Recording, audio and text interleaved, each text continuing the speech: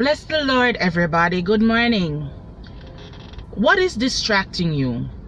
What idols do you have in your life that you are busy bowing to, that you do not see the dangers right ahead of you? That you have invested so much time in it that you have taken away from the time that you should give of God? You know, not too long ago, just a while ago really, I watched a man walk towards a gate which was closed.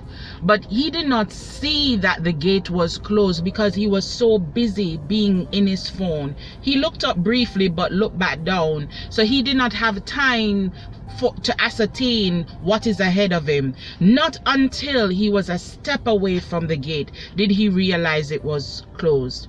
Today we live in a world whereby we get so preoccupied and caught up in our cell phones, in our technology, that we don't realize that, hey, it is taken away from the time that we ought to spend doing something else, and that it distracts us from the people who are around us. I've gone into many social settings and there are people sitting down, being consumed in their phone and not paying the people around them attention.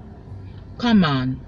Let us get up out of the phone, look ahead as to what's in front of us. It is the same thing that we can apply spiritually, whereby we are distracted by so many things that we have not tuned into God and are not paying attention as to what is happening in our lives, what is happening to us spiritually. Get up out of your phone, look ahead and look to see what is coming.